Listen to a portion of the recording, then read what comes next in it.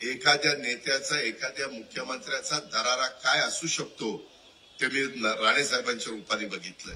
आणि नुसतं असं मागं बघितलं तर सगळे शिवसेनेचे आमदार चिडी चुप हजर तिथं असायचे, एकही इकडं तिकडं जायचं नाही।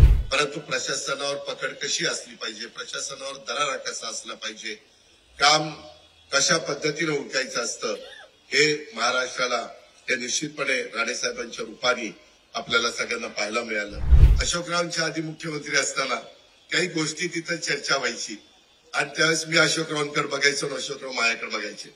मला काय त्यांना सांगायचं ते त्यांना कळायचं, त्यांना काय मनात दुःख व्हायचं ते मला कळायचं। अनेकांच्या बरोबर काम केलं, त्यांचा सगळा उल्लेख करत नाही। मला राणेसाहेबांच्या बरोबर काम करायची संधी मिळाली नाही कारण मी विरोधी पक्षामध्ये होतो, परंतु एखाद्या नेत्याचा एखाद्या मुख्यमंत्र्याचा दरारा काय असू शकतो ते मी राणेसाहेबांच्या रूपाने बघितलंय। म्हणजे ते मुख्यमंत्री असताना पण त्यांचा दरारा त्यांच्या पक्षाच्या सगळ्या सदस्यांच्यावर होता आणि विरोधी पक्ष नेता असताना पण ती जागा असायची। आणि नुसतं असं मागं बघितलं तर सगळे शिवसेनेचे आमदार चिडी चुप हजर तिथं असायचे, एकही इकडं तिकडं जायचं नाही, संपूर्णच्या संपूर्ण हजर असायचं। तसं कुठल्याही मुख्यमंत्र्यांच्या बाबतीमध्ये मला पाहायला मिळालं नाही। आज पण आमचे वेगवेगळे मान्यवर भाषण करत असतात, त्या पक्षाचे लोक असले तर हजर, नसले तर नाही, त्याच्यामध्ये अजिबात असे शिस्त त्या ठिकाणी राहिलेली नाही। परंतु प्रशासनावर पकड कशी असली पाहिजे, प्रशासनावर दरारा कसा असला पाहिजे, काम कशा पद्धतीने उरकायचं असतं हे महाराष्ट्राला हे निश्चितपणे राणेसाहेबांच्या रूपाने आपल्याला सगळ्यांना पाहायला मिळालं।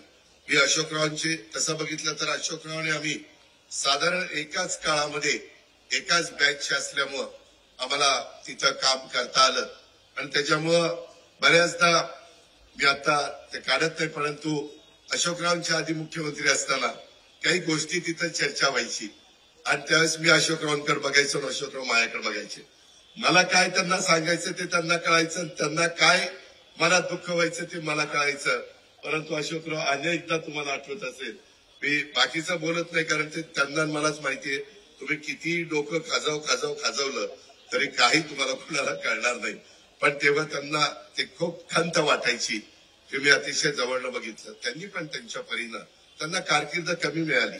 कधी कधी काही राजकीय नेत्यांच्यावर अशा प्रकारचे काही आरोप होतात, त्या आरोपात तथ्य नसतं, ते फार नंतर उघड पडतं किंवा नंतर त्याचा तपास लागतो, परंतु त्यांना त्यांची किंमत ही मोजावी लागते आणि त्याच्यावर त्यांनाही कमी कारकीर्द तशी साधारण 2 वर्षाचीच अंदाजे मिळाली, 2-2.5 वर्षाची कारकीर्द मिळाली।